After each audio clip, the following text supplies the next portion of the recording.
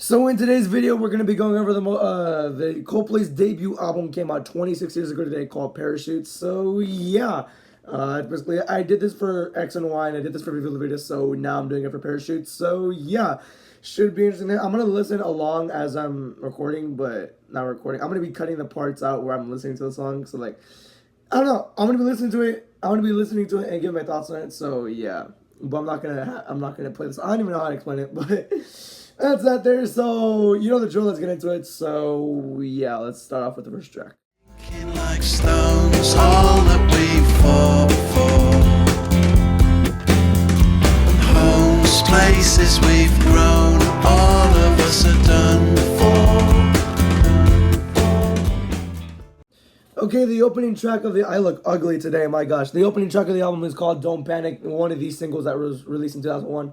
Although this song evolved all the way from 1998 all the way until 2000, played on their very first gig at the Laurel Tree in London, way back in 1998, January 1998, their first ever gig. They played the song. It was originally just a hard rock song called Panic, then evolved into this very short opening song. The Blue Room had its own version in 1999. I prefer that one, but this one honestly is pretty good too. Pretty good opener, pretty simple. It talks about finding comfort and relaxation while dealing with uncertainty. So, yeah, we live in a beautiful world. It was the main lyric for those 3 years that it was developed. So that's pretty cool. What else? It kind of sets the mood for the entire album. Emotional lyrics, emotional but kind of uplifting lyrics, haunting piano, and riveting guitar solos. It kind of set the mood in that 2-minute song. So I liked it there. I'm gonna give it 3.7 out of 5. I thought it was pretty cool. I thought it was pretty good. Why do I suck at this? I have no idea. But on and on, from the moment I wake to the moment I sleep, I'll be there by your side. Just you try and stop me, I'll be waiting in line just to see if you can, Alright, track number 2 was the leading single called Shiver.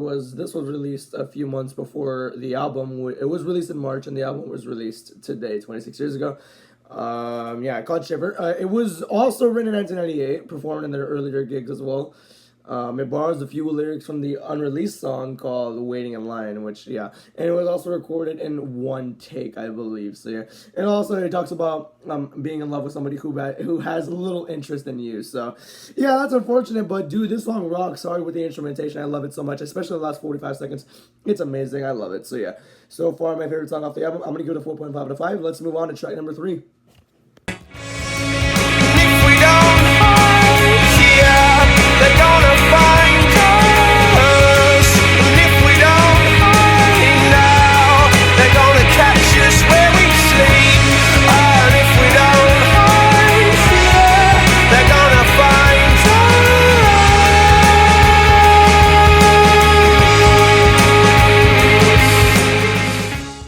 So track number 3 was called Spies, or it is still called Spies. I don't know why they would have changed the name like 26 years later. But this one was heavily revamped from the Blue Room version, or the Flavor of the Label version. That's what Parlophone called it. It was released on a CD by Parlophone, not Coldplay. So that's that there. That version was 4.5 minutes long, more electric, different lyrics. It was a completely different. And then you get to the album version, more acoustics. There's some lyrics that are different. It's more extended. You don't really hear that piano outro that you hear in the 1999 version, but you kind of hear like snippets of it in the outro. And the outro takes like an extra minute. So that was pretty interesting to see there. Completely revamped. I like that. I like difference in songs that were already released, unlike High Speed, which I'll get to in a minute. But yeah, it was mostly recorded in Rockfield Studios. Took around 3 days to finish. And apparently, because I have no idea how true this is, apparently it was one of the hardest to record on the album. So I kind of get that. It was a lot long. It was very long and a little bit repetitive. Not repetitive, but had differences in, I don't even know how to say it, but yeah, I kind of get why. Yeah, the song explores the theme of anxiety, and that you're always being watched or followed by somebody. That's why the song is called Spies. This song was actually banned in China too, because of anti-communism themes. I don't even know. It just violated their political stance. I don't even know, but it was banned in China. or not banned. The song was banned. The album was just replaced. It replaced that song with "Careful Where You Stand." So yeah. As for the song itself, I do think it's a little bit longer than I wanted it to be, but not too bad. I like it a lot. I'm gonna give it a 3.9 out of 5. That's around like a 7 out of 10, a high end 7 out of 10. So yeah, pretty good there. Let's move on to track number 4.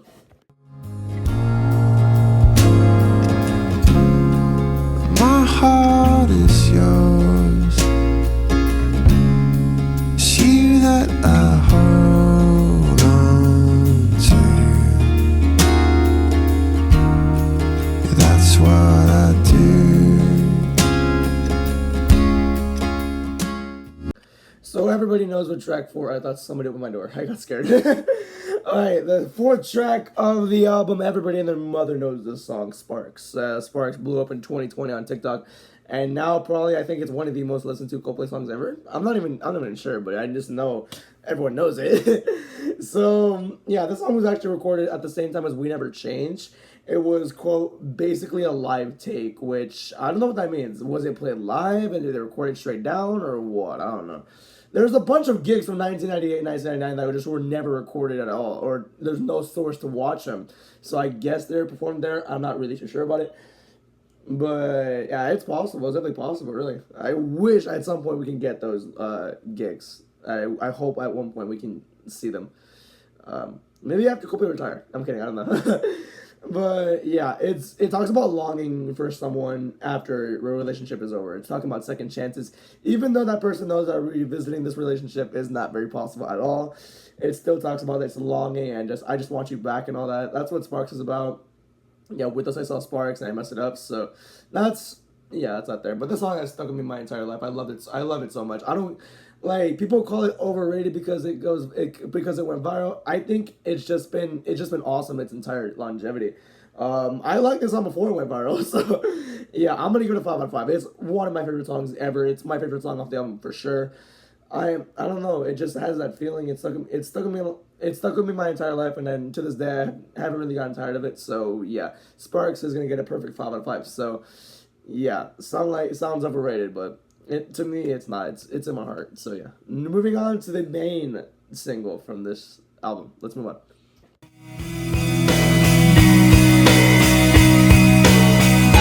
Your skin, oh yeah, your skin and bones turn into something beautiful. And you know, for you I bleed myself dry. For you I bleed myself dry.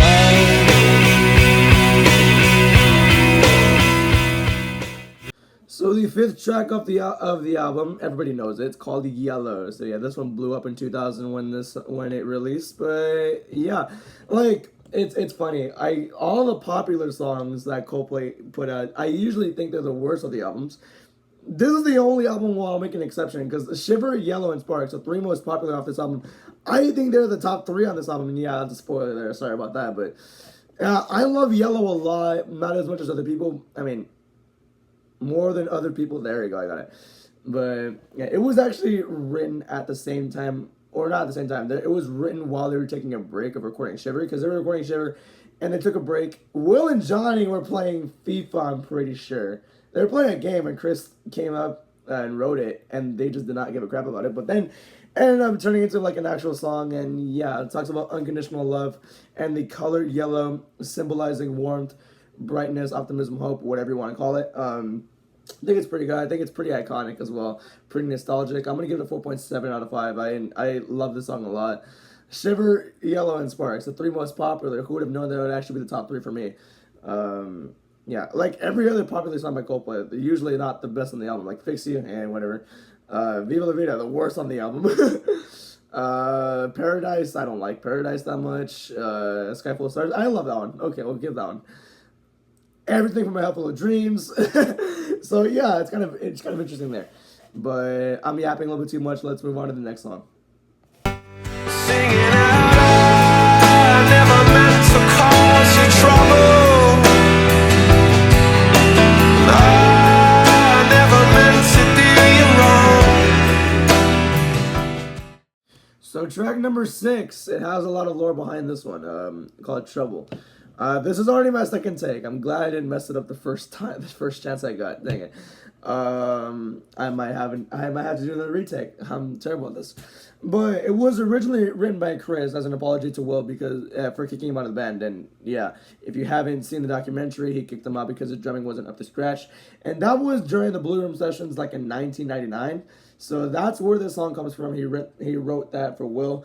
And it just evolved from there. It was originally called Spiderwebs, and the acoustic guitar from Spiderwebs evolved into Trouble, and it took 4 takes to record. So yeah, that's pretty cool. I love the piano part in this. I love how haunting it is as well. This makes me love it more.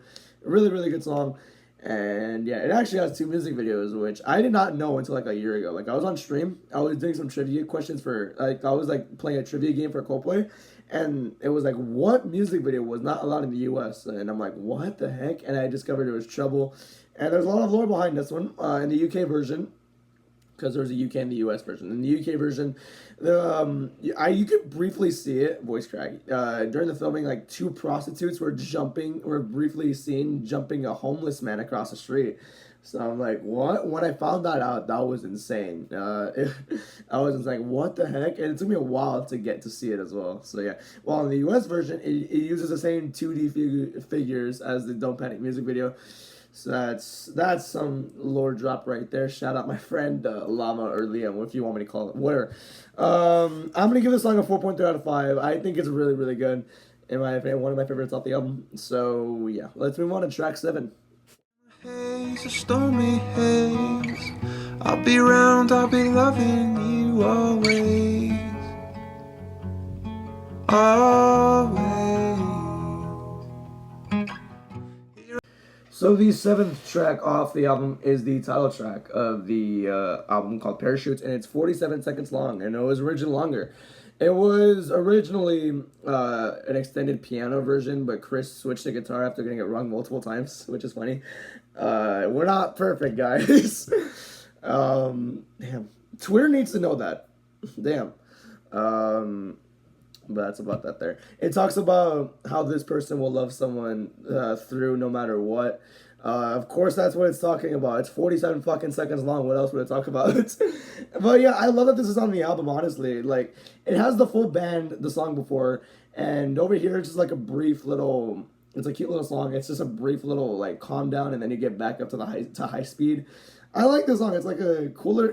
It's like a cool little interluding track, which doesn't piss me off because it actually has lyrics and it actually has a meaning. In those 47 seconds, it actually has something to talk about. So that's cool. Let's move on.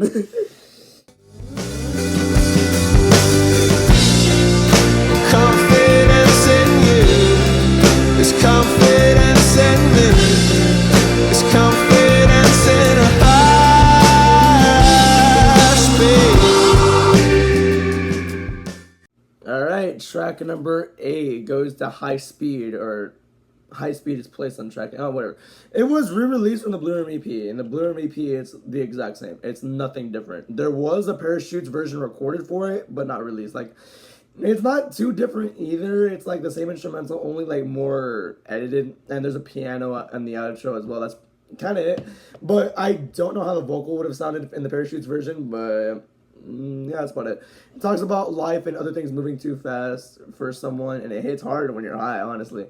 Like, listening to the song while you're just buzzed, it's honestly a different feeling, okay? But, yeah, over time, I didn't like the song at first, but over time, I've actually grown to it, and I think it's a good vibe. I think it's a groovy listen. I enjoy it, so I'm going to give it a 3.9 out of 5. That's around like a 7 out of 10. It's not bad. I think it's really good, so... yeah, none of the songs have gone below a 7 out of 10 yet, so that's really a good sign for the rating of this, for the rating at the end of it. So, yeah, moving on to track number 9. We never changed, we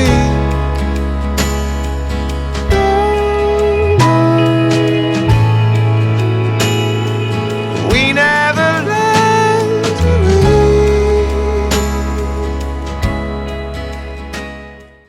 Track number 9, We Never Change, and this one, damn, kind of hits you in the feels all the time. It was actually recorded at the same time as Sparks, which I mentioned earlier. It was a live take. So once again, begs the question: was it performed live and we just didn't know it? It probably was. I have no idea. Because like I said, we don't have any footage of those gigs or most of those gigs from 1999 or 1998. You never know.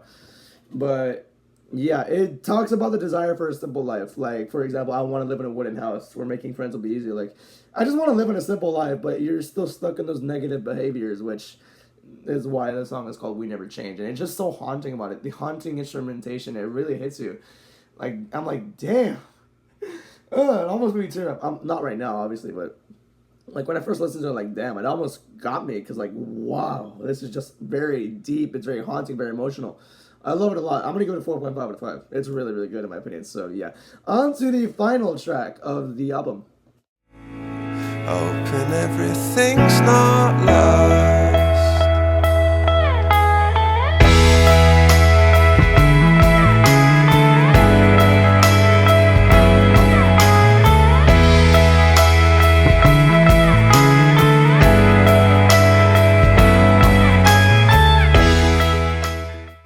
And we've officially made it. Track number 10, and the last one to be recorded, and it almost wasn't on the album, but yeah.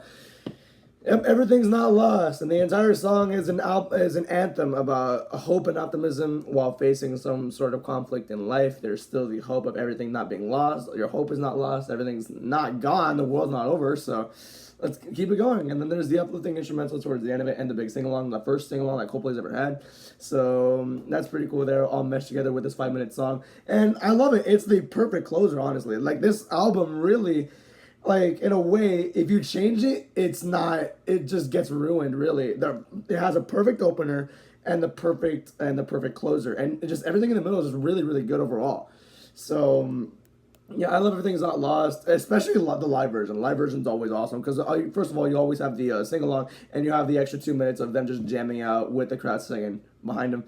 So that's pretty cool. I'm gonna give it a 4.3 out of 5. I think it's a really good song. So that's it. That's the album. So yeah, that was pretty simple. So I'm just gonna walk away now. I'm just gonna stop recording and I'm gonna just go to sleep.